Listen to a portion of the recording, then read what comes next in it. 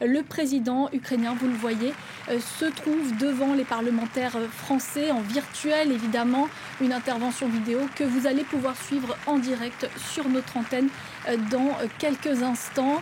Le président ukrainien qui s'est exprimé déjà ce matin devant le Parlement du Japon. Virginie Yats est avec nous. En attendant que Volodymyr Zelensky prenne la parole, est-ce que vous avez déjà une idée de la teneur de son discours? Alors, ce qu'on peut dire de ces messages précédents à des sénats ou à des assemblées parlementaires, c'est que en général, il adapte son discours. Enfin, le discours est toujours le même. Il a besoin d'aide. Il est seul et on défend plus. On va écouter Volodymyr Zelensky qui prend la parole. Inédites.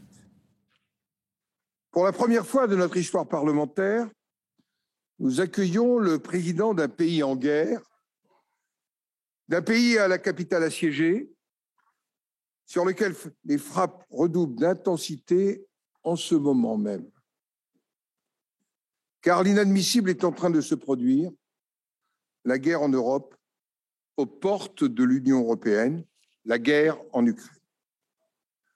Votre peuple, monsieur le président d'Ukraine, force l'admiration.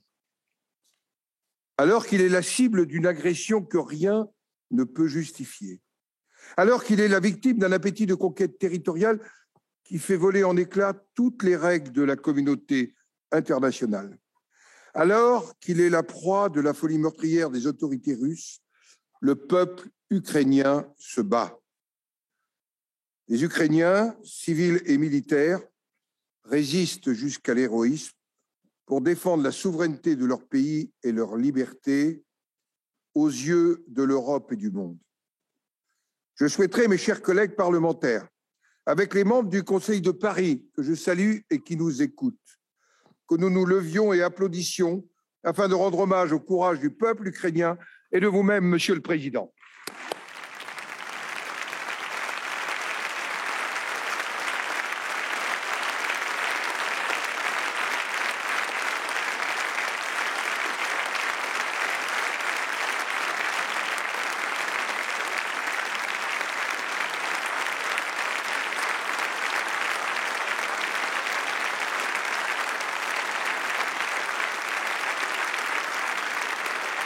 Chers collègues, mesdames et messieurs, le temps n'est pas seulement à l'émotion, il est avant tout à l'action. Vous nous direz dans un instant, monsieur le président d'Ukraine, ce que vous attendez de notre pays, la France. Permettez-moi de vous remercier d'avoir fait le choix en pleine tourmente de vous adresser au Parlement des grandes démocraties, et singulièrement au Parlement français, pour transmettre le témoignage de l'Ukraine et de vos attentes. Ne doutez pas de notre soutien pour aujourd'hui et pour l'avenir. Votre respect de l'institution parlementaire distingue votre pays de ses adversaires. Il fait sens. Dans son combat, l'Ukraine défend aussi nos valeurs, celles de la démocratie, de l'humanisme, de la liberté, de la civilisation européenne. Oui, parce que l'Ukraine appartient à la famille européenne. Je vais maintenant donner la parole au président Ferrand, qui va prendre la suite. Monsieur le Président.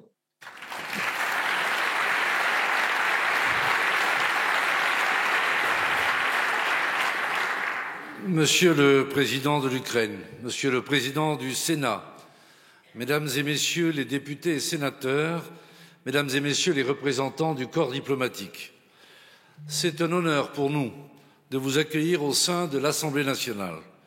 Nous connaissons votre attachement à la France, où vous avez effectué votre premier déplacement officiel à l'étranger après votre élection comme président de l'Ukraine. Vous aviez ainsi engagé dès 2019 un dialogue fructueux avec la France. Je tiens également à saluer la présence parmi nous de l'ambassadeur d'Ukraine en France, M. Vadim Omelchenko.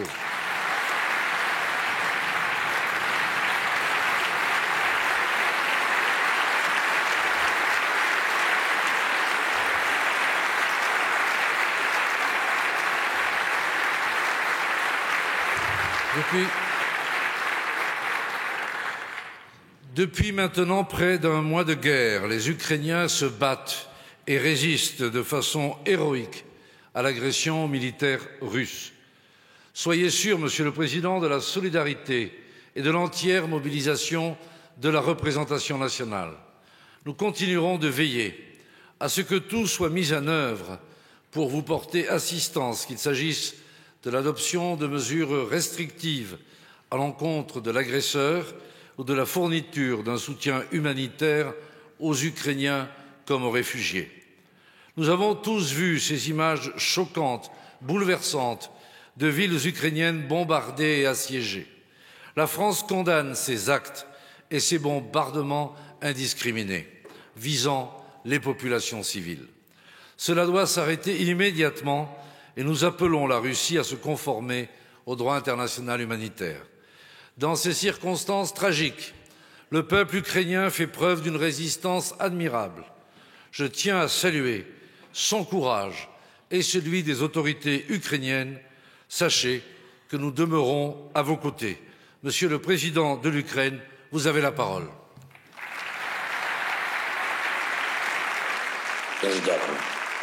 Merci. Merci, c'est un grand honneur pour moi, pour l'Ukraine et pour notre peuple. Mesdames et Messieurs les sénateurs, Mesdames et Messieurs les parlementaires, les élus de Paris, le peuple français, je suis reconnaissant d'avoir l'honneur de m'adresser à vous aujourd'hui. Je suis sûr que vous savez très bien ce qui se passe en Ukraine. Vous savez pourquoi cela se produit et vous savez qui est coupable. Et même ceux qui cachent la tête dans le sable et essaient de trouver de l'argent en Russie. Et je m'adresse à vous, aux gens honnêtes, et rationnels et audacieux. Et je voudrais poser une question. Comment arrêter cette guerre? Comment instaurer la paix en Ukraine? Parce que la plupart des questions et des réponses sont dans vos mains, dans nos mains. Le 9 mars, les bombes aériennes russes ont été lancées sur l'hôpital pour les enfants et une maternité dans notre ville de Mariupol. C'était une ville paisible dans le sud de l'Ukraine, complètement paisible jusqu'à ce que les troupes russes sont venues et l'ont pris dans un siège brutal comme au Moyen Âge. Ils ont commencé à tuer les gens dans cette maternité sur laquelle les Russes ont lancé les bombes. Il y avait des gens, il y avait des femmes qui se préparaient à accoucher et la plupart d'entre eux ont survécu, mais certaines ont été gravement blessées et une femme a dû amputer son pied qui était fracturé. Et une autre femme avait un bassin fracturé et son bébé est mort avant la naissance. La femme, on essayait de sauver la femme. Elle demandait les médecins de laisser mourir, de ne pas l'aider. Elle ne voyait pas de raison pour vivre. Elle est morte. En Ukraine, en Europe, en 2022, quand des centaines de millions de personnes ne peuvent pas penser que le monde pouvait être détruit, et je vous demande d'observer une minute de silence à l'honneur, à la mémoire des milliers d'Ukrainiens et d'Ukrainiennes qui ont été tués à la suite de l'invasion russe du territoire ukrainien.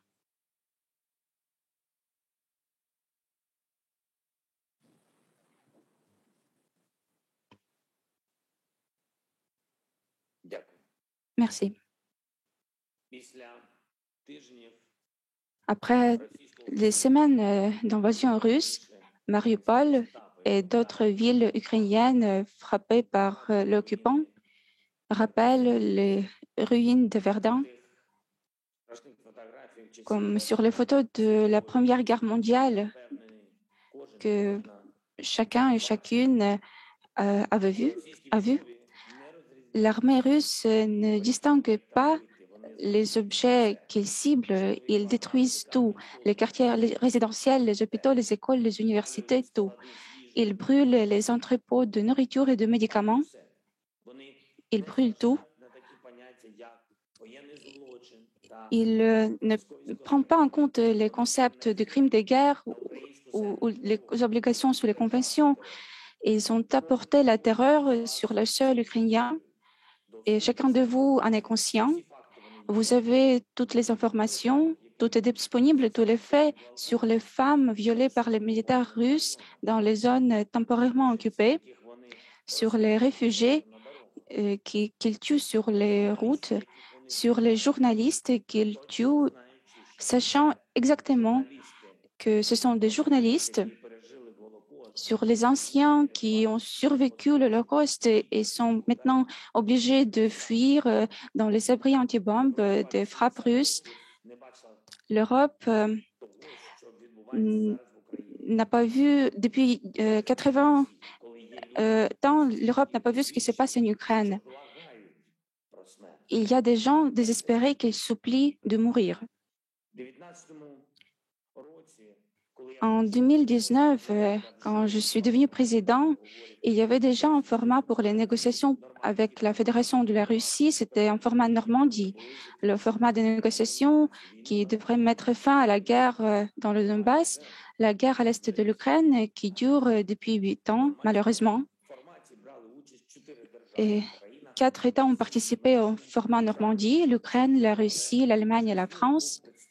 4, mais ils représentaient tout le monde entier, les positions du monde entier, toutes les positions. Quelqu'un l'a soutenu et quelqu'un essayait de retarder le processus et il voulait le perturber, mais il semblait important que le monde soit toujours à cette table Normandie. Et quand il y avait des résultats des négociations, quand nous avons réussi à libérer les gens de la captivité, quand nous avons pu négocier certaines décisions en 2019, c'était une bouffée d'air frais, comme une lueur d'espoir, l'espoir que les conversations avec la Russie peuvent aider, que les dirigeants de la Russie peuvent être persuadés par les paroles que Moscou peut choisir la paix. Mais le 24 février est venu, le jour qui a barré tous les efforts.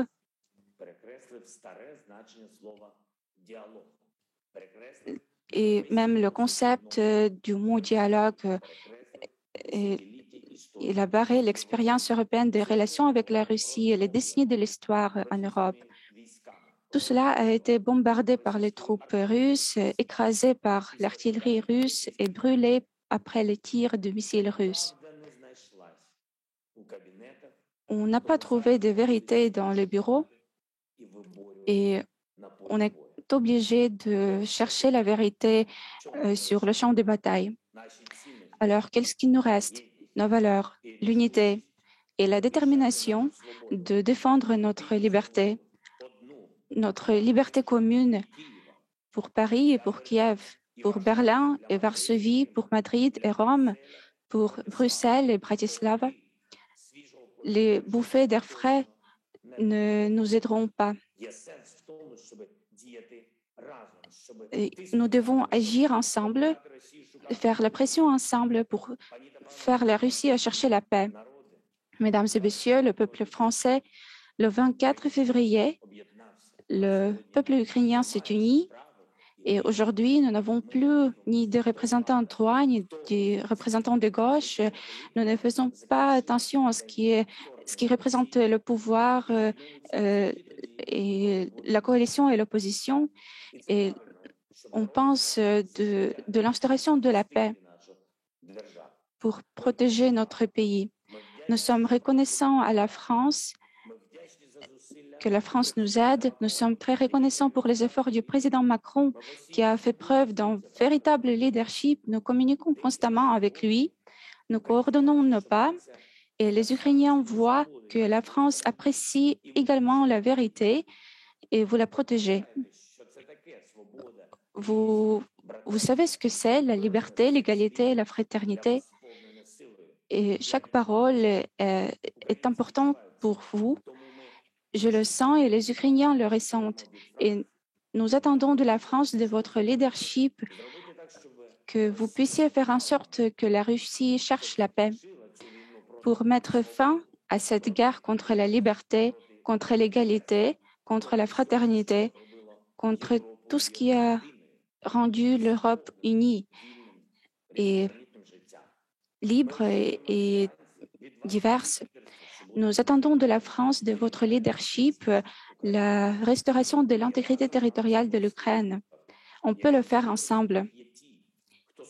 Et s'il y a ceux qui ont des doutes entre les personnes présentes, alors je peux vous dire que votre peuple est sûr, comme tous les autres peuples de l'Europe.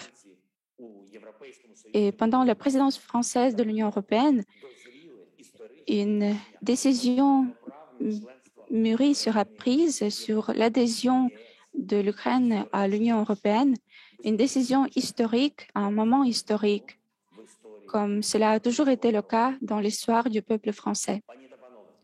Mesdames et messieurs, le peuple français, demain sera un mois que les Ukrainiens se battent pour leur vie et leur liberté, que notre armée s'oppose de manière héroïque aux forces supérieures de la Russie. Nous avons besoin d'aide, encore plus d'aide, plus de soutien pour que la liberté ne perde pas. Elle doit être bien armée. Les chars, les armes anti-chars, les avions de combat, la défense aérienne, vous pouvez nous aider. Nous en avons besoin. Vous pouvez, pour que la liberté ne perde pas, le monde doit la soutenir avec des sanctions contre l'agresseur. Chaque semaine, un nouveau paquet de sanctions. Les entreprises françaises doivent quitter le marché russe. Renault, Auchan, Leroy Merlin et autres, ils doivent cesser d'être les sponsors de la machine de guerre de la Russie. Ils doivent arrêter de financer le meurtre d'enfants et de femmes, le viol. Tout le monde va se rappeler que les valeurs valent plus que les bénéfices. Et nous devons déjà penser de l'avenir, de la façon dont nous allons vivre après la guerre. Il faut des garanties sûres que la sécurité sera inébranlable et que les guerres ne seront plus possibles dans ce monde.